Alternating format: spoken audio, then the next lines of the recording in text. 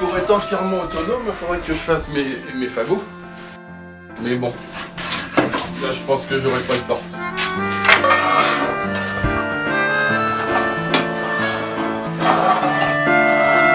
Pour moi, c'est parce que j'aime le pain. J'aime manger du pain. Je suis un mangeur de pain. J'aime le pain. Et surtout pas le pain blanc, mousseux, qui n'a pas de goût, ou qui a le goût de levure et de sel. Donc, j'aime le pain, ouais. Donc, quand j'ai commencé pour faire le four, en fait, je l'ai rénové pour moi, pour faire du pain pour moi. Et puis, bah, j'en ai donné aux amis des amis, à la famille, et puis voilà, puis c'est parti comme ça. Jusqu'au moment où je me suis dit quand même, il faudrait peut-être apprendre à faire du pain. Parce que c'est pas seulement mélanger de l'eau, de la farine avec un peu de sel. Il y a aussi quand même un petit tour de main, quoi. Et ben, je suis allé voir d'autres paysans boulangers. Par contre, je sais pas comment j'ai su qu'il y avait des agriculteurs, des paysans qui faisaient du pain. Je ne me rappelle pas. J'ai commencé en 2000. Quand je suis passé en bio, avant j'étais agriculteur conventionnel et j'ai décidé de passer en bio en 2000. Et j'ai cherché un moyen de faire de la vente directe, en fait. De façon, la ferme est un peu petite. Et la vente directe est un moyen d'augmenter les... C'est vrai que les plus-values importantes, elles ne sont pas à la production, elles sont à la transformation et à la distribution. Comme ça, moi je fais tout. Je produis, je transforme et je distribue. Comme je vends sur les marchés, que je vends directement. Mais c'est qu'une petite partie de la ferme. En fait, c'est un atelier à côté. Je ne fais pas que ça. Je continue à m'occuper de la ferme. La ferme, elle sert pour le pain, elle sert à produire du foin, des céréales, parce qu'on a aussi des animaux. Ma femme a un élevage de chevaux de sport. Donc, il faut qu'on ait des prairies, il faut qu'on ait du foin, il faut qu'on ait de la paille. Donc, je continue à produire tout ça quand même. Mes arrière-grands-parents, oui. Mon grand-père, quand il était jeune aussi. Mes parents, non. Non, mes parents étaient plus sur la ferme, ils sont partis. Et j'espère que mes enfants, on verra bien. Enfin, ils vont en hériter. Voilà, maintenant, j'ai fait ce qu'il fallait pour que ce soit pour eux.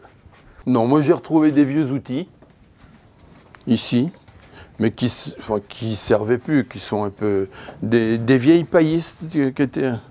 Tout ça, mais des pelles enfournées. Mais bon, ils ont arrêté, ils ont fait du pain pendant la guerre. Et après la guerre, ils ont arrêté de faire du pain. Je ne sais pas pourquoi les paysans, le four à pain, ils ne voulaient plus le voir. Quand ils faisaient des travaux, le premier truc qu'ils abattaient, c'était le four à pain. C'est pour ça qu'il y en a énormément qui sont détruits. Hein. Même des fois pour rien, hein, passer un coup de... Ils ne voulaient pas voir ça. Je ne sais pas pourquoi. Peut-être qu'ils pensaient que ça ne correspondait pas à leur travail.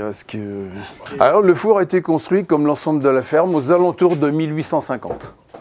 Et il est dans l'état. J'ai refait la sole, parce que la sole, on dit la sole. Hein. C'est tous les 10, 12, 15 ans, il faut la refaire. Parce que le feu, quand même, l'abîme énormément, les carreaux se cassent. J'ai des outils qui sont en fer, c'est pas le mieux, quoi. Sur les carreaux, ça fait des chocs tout le temps, mettre de l'eau dessus. Ça... Et après, il y a beaucoup de boulangers qui se sont installés. Mon grand-père donnait du pain et puis ils avaient des règles, des tailles. Donc ils avaient, pour 100 kg de blé, ils avaient tant de pain. Et bon, après, ça a été vite encore 3. Donc là, je façonne. On le met un petit peu dans l'eau pour humidifier la pâte de façon à ce que les graines de sésame collent sur la pâte. Je vais mettre beaucoup de sésame. Donc je pense que je le vends très cher, donc je ne vais pas voler les clients. Alors ça, c'est le boulage. C'est-à-dire que je prends la pâte dans le pétrin, je la pèse. Pour faire un pain de 500 grammes, il me faut 600 grammes de pâte. Parce qu'elle perd à peu près 20% à la cuisson. 20% d'eau. Oui, enfin je divise, je pèse et je boule en même temps. Je fais les 3 opérations en même temps. Boule, parce qu'on le met en boule, puis après on le met dans des linges. Et là on met des noisettes dans le fond, je mets la boule de pain dessus, et quand je les retourne sur la pelle, les noisettes se trouvent dessus. Et alors les noisettes grillées sur le pain, alors ça c'est un vrai péché ça. Ça c'est un vrai péché ça. Non, elles grillent sur le pain. Sur le pain en cuisant dans le four, avec la vapeur d'eau qui se dégage. Je ne sais pas ce que ça fait, mais alors une alchimie. Mais c'est les dames qui viennent au marché et elles me disent toujours, quand elles arrivent à la maison, il n'y a plus de noisettes sur le pain. Alors du coup, j'ai des hommes qui viennent, et dimanche, on va chercher le pain aux noisettes. C'est vrai, elles sont bio. Ah oui, quand même. Ouais. Après, les noisettes de pays comme ça, si, il y en a, mais dans le coin, non. Il y en a, hein, forcément, en France, il y en a. Puis bon, je sais que j'en mets 50 grammes en tout. Il y en a peut-être 48, il y en a peut-être 55. J'ai un petit pétrin et puis je les mélange, celles que je mets là, je les mélange au pétrin. Pour le dimanche, je fais des pains aux noix, des pains aux graines aussi, sésame. Et puis un peu de graines du pavot, sarrasin, lin.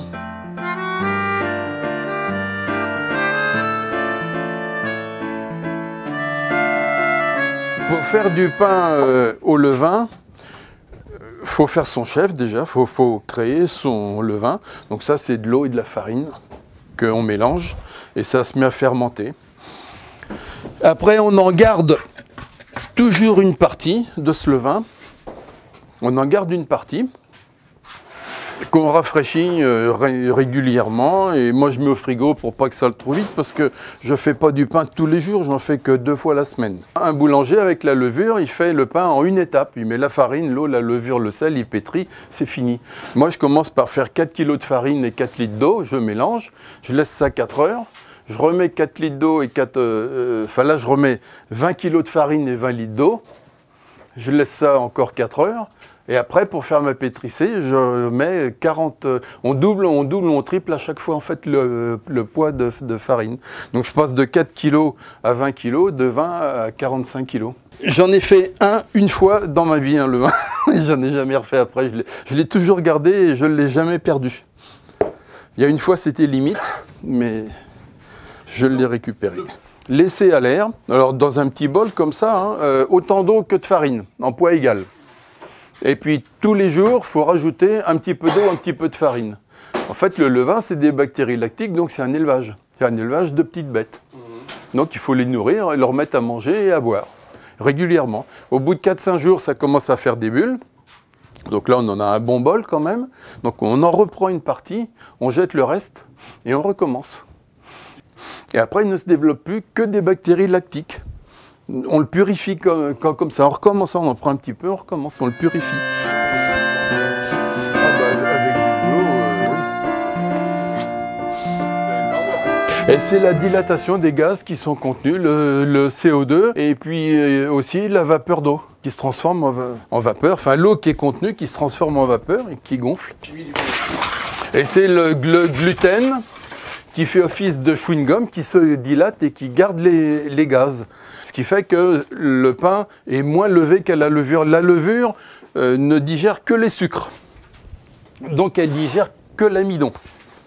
Elle ne s'attaque pas du tout au gluten. Alors que moi, la levure, le vin naturel dégrade aussi le gluten.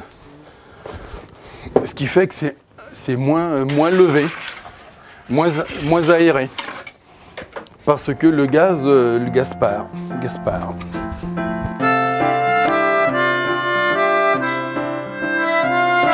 J'ai regardé le livret de famille de mon grand-père.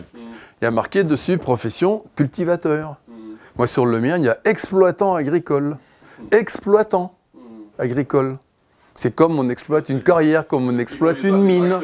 On exploite la terre. C'est-à-dire qu'on va l'exploiter pendant un certain temps, puis quand il n'y a plus rien, ben on s'en va. On exploite la terre. Moi, je ne veux pas être exploitant agricole. Je veux être agriculteur, je veux être paysan. Paysan, c'est celui qui fait le paysage aussi. C'est un bon métier. Surtout que si tu veux, je comprends les boulangers, quand tu fais que la boulange, t'as pas la satisfaction de voir les clients, de leur parler. Moi, je leur parle aux clients. On parle, j'ai beaucoup de satisfaction à vendre mon pain. Le jeudi, je livre les Biocop et les AMAP. Je fais des AMAP. Et le samedi, je fais le pain pour le dimanche que je vais livrer au marché de la ZUP. Ah ben moi, je l'aime bien. Moi, je l'aime bien. Il est bien cuit, il a du goût. Il n'est pas trop salé. Je sale très peu, je mets la moitié moins de sel qu'un boulanger. Parce que justement, avec le levain naturel, la petite acidité, on n'a pas besoin de mettre beaucoup de sel.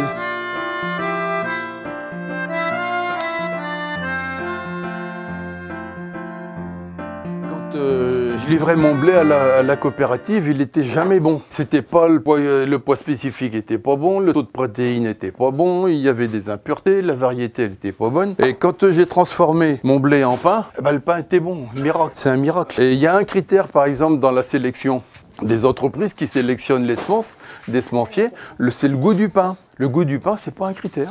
Il est complètement oublié.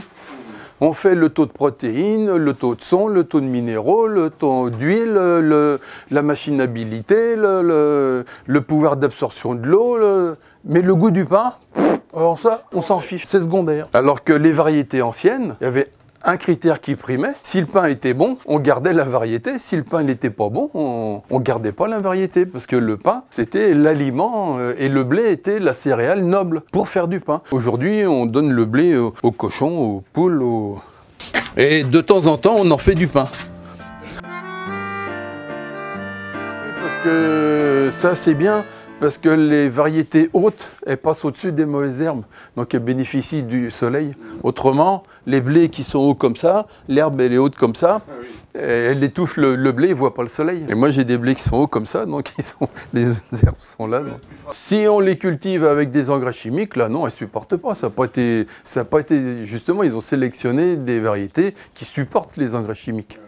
Les variétés anciennes, elles ont été sélectionnées, elles ne supportent pas. La tige est moins robuste quand même, mais il y en a qui sont très souples, mais elles plient et ne rompent pas. Après, il y en a qui versent quand même, hein. Mais bon, on essaye de ne pas prendre des variétés qui versent. Ouais, c'est rouge de Bordeaux, talisman, Concorde, blanc du Morvan, pas tous, ouais. Dans le temps, tous les blés étaient... Ah, ouais. Le blé, dans le temps, servait qu'à faire du pain. Donc c'est tout dépanifiable, sauf les amidoniers, mais maintenant on ne les cultive plus.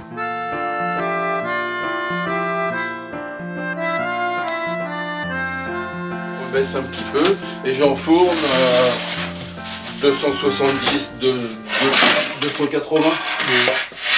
Et comme il faut à peu près 20 minutes pour enfourner, pendant ce temps-là, il perd une vingtaine de degrés, parce qu'en fait il perd 1 degré par minute.